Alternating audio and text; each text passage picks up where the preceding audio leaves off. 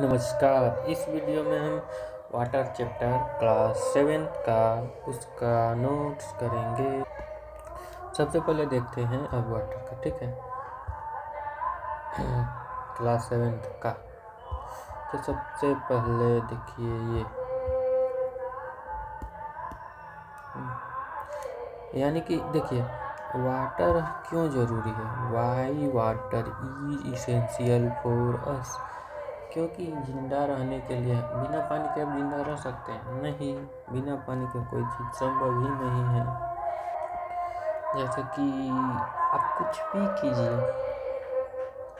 आपको पानी का ज़रूरत पड़ेगा ही। आपके शरीर में ही 70% से कम पानी होगा, आप मर जाइएगा डिहाइड्रेशन के कारण।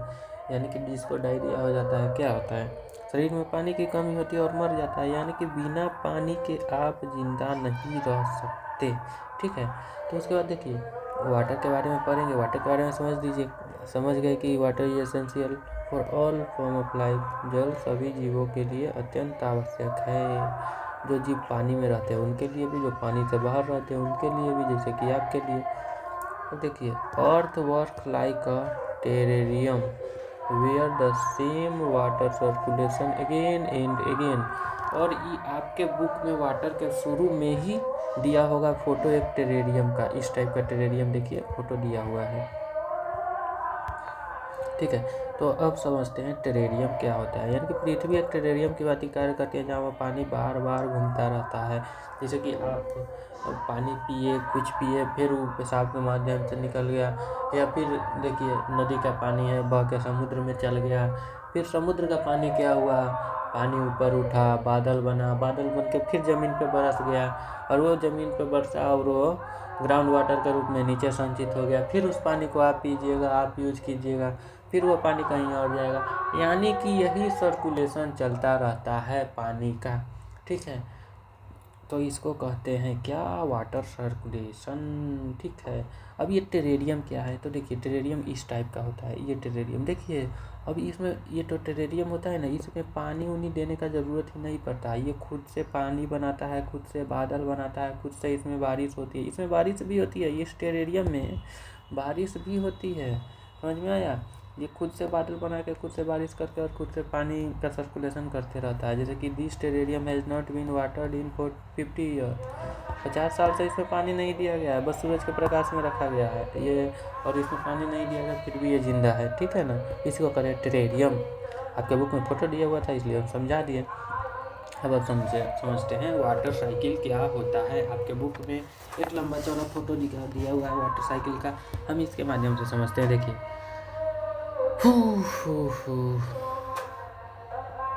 देखिए ये नदी है, ठीक है।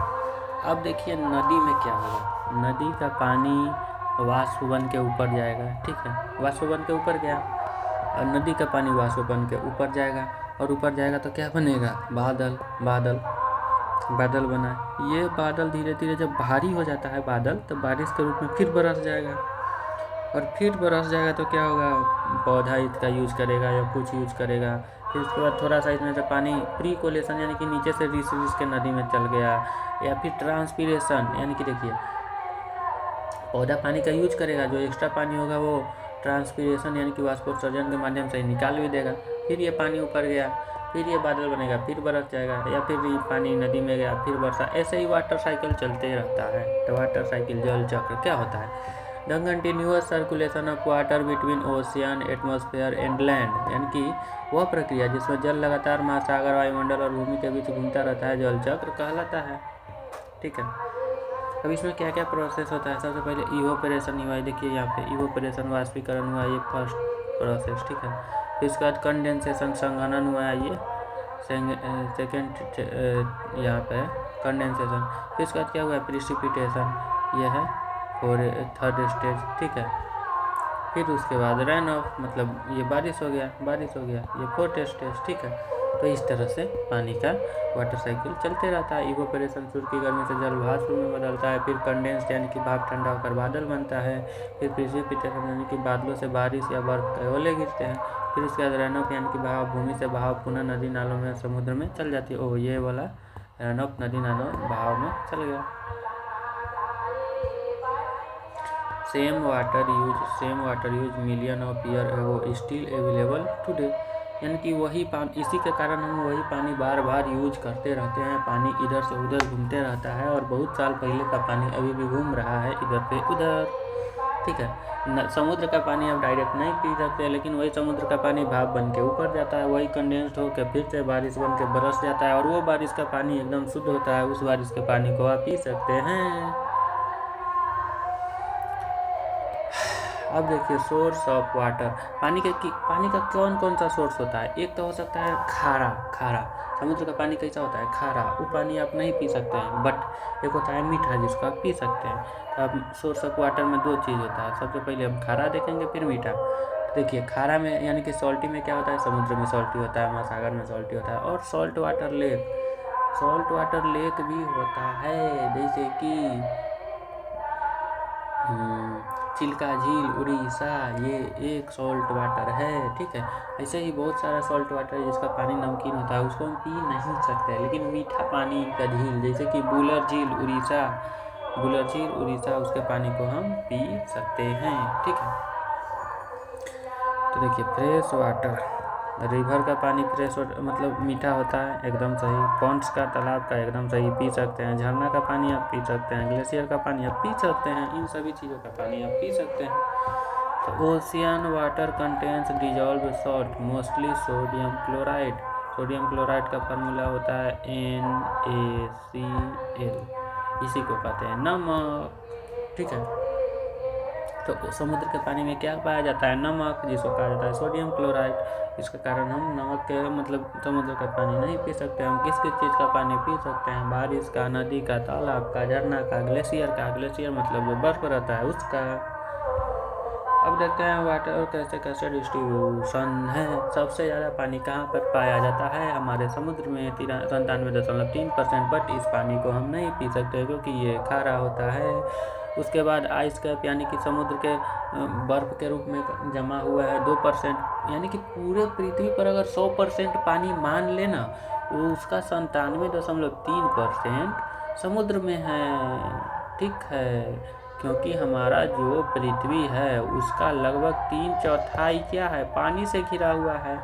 तो जब इतना ज़्यादा पानी से घिरा हुआ है तो वही ना पानी 97.3% है पानी, ठीक है।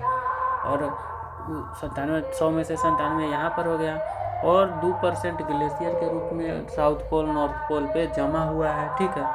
फिर उसके बाद ज़मीन के नीचे मात्र 0.68% है, जिसको आप चापाकल से, मोटर से निकाल कर पीते हैं, पानी पटाते हैं खेतों में इन्ने उन्ने, वो मात्र ग्राउंड वाटर 0.68% ही है।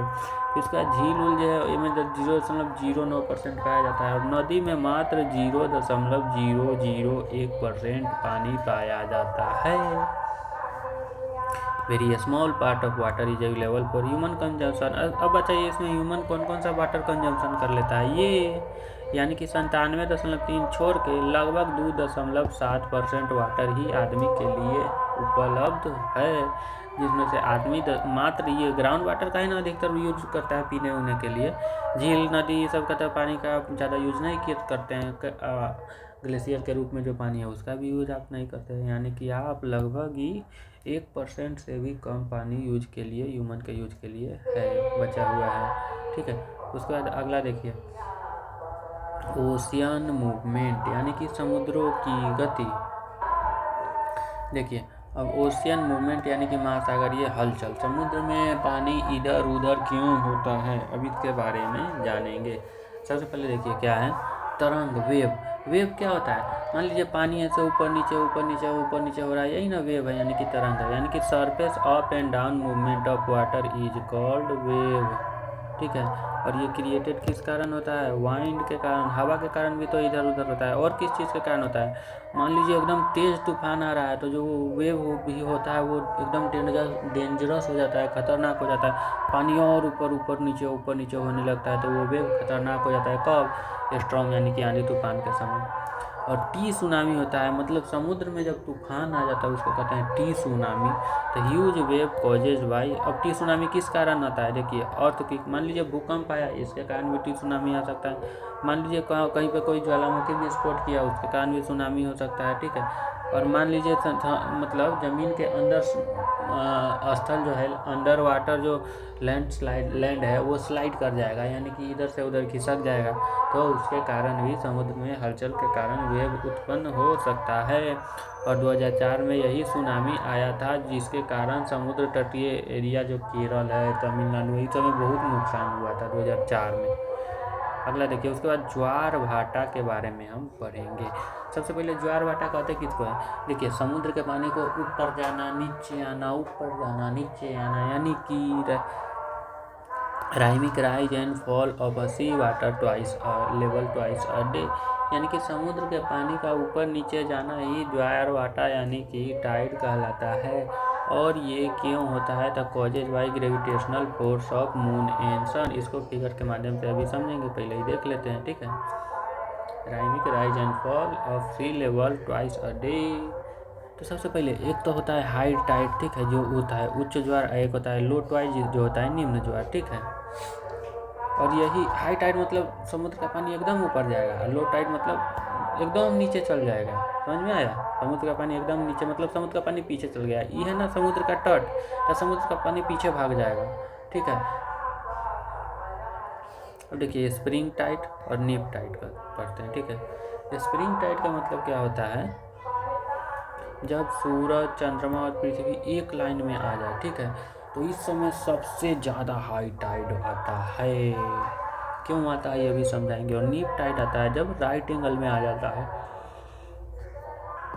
और ये छोटा टाइड होता है, ठीक है।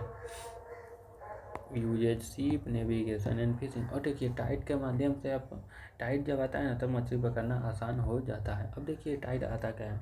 नीप टाइड के बारे में हम क्या पढ़े हैं? देखिए, 90 डिग्री पे होता है, तो ये 90 डिग्री पे है। तो इसमें क्या होता है? देखिए, सूरज पृथ्वी से के जल को इधर खींचेगा, सूरज के ग्रेविटेशन के कारण इधर खिंचाएगा, ठीक है। देखिए, पृथ्वी के ग्रेविटेशन फोर्स के कारण मतलब सूरज के ग्रेविटेशन फोर्स के कारण ये पानी को इधर खींचेगा, ठीक है, और चंद्रमा इधर खींचेगा, यानी कि दोनों ओर डिस्ट्रीब्यूट हो गया। इसके कारण नीप टाइड मतलब निम्न ज्वार आता है, ठीक है, ज़्यादा पानी ऊपर नहीं उठता है। बट अगर तीनों मतलब दोनों अलग अलग दिशा से खींचने लगे, या दोनों एक ही दिशा में खींचने लगे, तब तो हाई टाइड आ जाएगा। तो जब देखो एक लाइन में आ जाता है सूरज, चंद्रमा और पृथ्वी, तो स्प्रिंग टाइड आ जाता है। और जब 90 डिग्री पे होता है तो नीप टाइड आता है, यही ना लिखा हुआ था। क्यों? क्योंकि देखिए, सूरज अगर एक लाइन में, तो इधर सूरज अपने ग्रेविटेशन से खींच रहा है और चंद्रमा भी इसी में अपने ग्रेविटेशन से खींच रहा है, तो पानी इधर खिंचाएगा बहुत तेज़ी से, ठीक है। और अगर ऐसे होगा तो मून इधर खींचेगा और सूरज इधर खींचेगा, तो इसमें भी स्प्रिंग टाइड हो जाएगा, ठीक है। अब महासागरीय जलधारा, वैसे तो बाद में डिटेल से पढ़ना है, अभी थोड़ा सा भी पढ़ना है, तो थोड़ा सा ध्यान रखिए।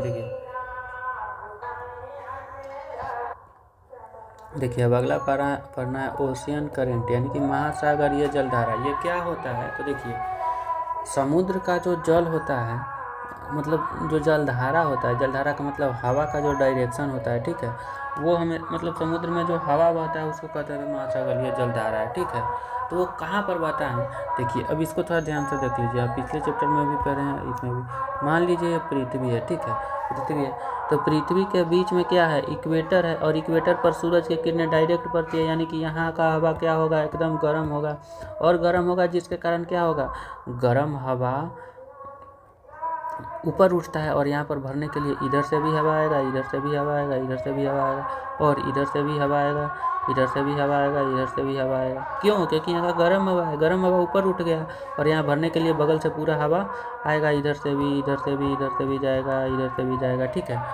ठंडा हवा उधर भरने के लिए जाएगा, जिसके कारण यहाँ पर हवा हमेशा बहते रहेगा, ठीक है। तो हवा क्या है? देखिए, stream of water flowing constantly and in a definite direction. देखिए, अब मान लीजिए इक्वेटर है, तो यहाँ पे तो हमेशा हवा कम रहेगा, ठीक है, क्योंकि गर्म हवा ऊपर उठता जा रहा है, यानी कि यहाँ पे हमेशा हवा बहते रहेगा। और मान लीजिए यहाँ पर ज़मीन नहीं है, समुद्र है, तो हमेशा हवा बहते रहेगा समुद्र में, हमेशा हवा बहता रहेगा समुद्र में, ठीक है। तो इसी को कहते हैं ओशियन करेंट, ठीक। तो अब देखिए क्या है?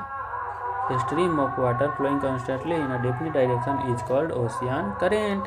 तो वार्म करंट क्या होता है? इक्वेटर से पोल की ओर, ये अभी बताएं जस्ट। और कोल्ड करंट कहाँ जाता है? पोल से ट्रॉपिक की ओर, पोल से ट्रॉपिक की ओर, ठीक है।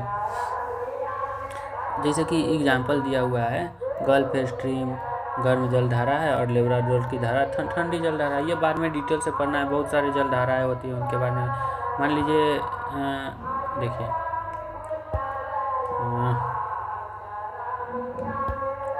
मान लीजिए इक्वेटर है, ठीक है। इक्वेटर पे यहाँ पे कोई देश है, तो यहाँ पे कोई जलधारा बहेगी, मतलब ऐसे हवा बहेगा नहीं, यहाँ पे हमेशा ऐसे हवा बहेगा। क्यों? क्योंकि इक्वेटर हमेशा गर्म रहेगा और गर्म हवा हमेशा उठेगा, यानी कि इसके नज़दीक जो भी देश होगा उधर हवा ऐसे बहेगा, ऐसे मतलब इक्वेटर की ओर हवा आएगा, ठीक है। तो ये बाद में डिटेल से पढ़ना है, अभी बस इसका डिफिनेशन थोड़ा सा देख लिए, हो गया। अब उसके बाद इस चैप्टर में ज़्यादा कुछ नहीं है। देखिए इसके ग्रोसरी यानी कि कुछ वर्ड मीनिंग दिया हुआ था, उसके बारे में देख लेते हैं, और फिर उसका थोड़ा सा और ये वर्ड मीनिंग थोड़ा सा बीच बीच में डिटेल दिया हुआ था, वो देख लेंगे, ठीक है, और ये चैप्टर ख़त्म हो जाएगा। तो ग्रोसरी शब्दावली क्या है? टेरेरियम किसको बोलते हैं? इनक्लोज्ड प्लांट हैबिटेट, यानी कि कांच के पौधा घर। हम उसका फोटो भी शुरू में आपको दिखा है। इवोपरेशन का क्या मतलब होता है? वाटर और टू वेपर, यानी कि वाष्पीकरण। कंडेंसेशन का क्या मतलब होता है? वेपर टू लिक्विड, यानी कि संघनन। और प्रिसिपिटेशन का क्या मतलब होता है? रेनफॉल, यानी कि वर्षा। फिर सेलिनिटी मतलब क्या होता है? नमक की मात्रा, यानी कि सॉल्ट क्वांटिटी, यानी कि लवणता। टी सुनामी का क्या मतलब होता है? जायंट सी वेव, यानी कि समुद्री आपदा। और टाइड का मतलब क्या होता है? Rise and fall of sea level, यानी कि ज्वार भाटा का उत्पन्न होना। और ओशियन करेंट का मतलब क्या होता है? फ्लोइंग सी वाटर स्ट्रीम, यानी कि महासागरीय जलधारा, ठीक है। और उसके बाद सेलिनिटी मतलब क्या होता है? लवणता, ये दिया हुआ है तो इसलिए बता देते हैं। Salinity is the amount of salt in a gram present in 1000 gram of water. The average salinity of ocean is 35 part पर 1000, यानी कि अगर 100 ग्राम पानी है उसमें 35 ग्राम आपको नमक मिलेगा, इसी को कहते हैं सेलिनिटी। और जो डेड सी है उसका सेलिनिटी सबसे ज़्यादा है 340 ग्राम, यानी कि 1000 ग्राम वहाँ का पानी लीजिएगा तो आपको 340 ग्राम नमक मिलेगा, ठीक है। Swimmer can float in because the increases salt constant make it dense, यानी कि इसमें इतना नमक है जिसके कारण पानी इतना गाढ़ा हो जाता है जिसके कारण आप उसमें तैर सकते हैं, डूबिएगा ही नहीं। डेड सी, और डेड सी क्यों नाम रखा है? क्योंकि उसमें कुछ चीज़ है ही नहीं, मछली जाएगा अंदर, डूबेगा ही नहीं, बाहर आ जाएगा, पेड़ पौधा कुछ नहीं है, इसलिए उसका नाम डेड सी है, क्योंकि उसका लवणता ही इतना ज़्यादा है 340 ग्राम पर लीटर। और स्विमर्स फ्लोट नेचुरली, ठीक है। फिर ये छोटा सा दिया हुआ है 22 March is celebrated as world water day when the need to conserve water is reinforced in different way, यानी कि 22 मार्च को क्या मनाया जाता है? World water day. और इस समय हम वाटर के बारे में बहुत बताते हैं, ये वो ऐसे कीजिए वाटर बचेगा। Wave are formed when wind scrape across the ocean surface. The stronger wind blow the bigger and the wave become bigger.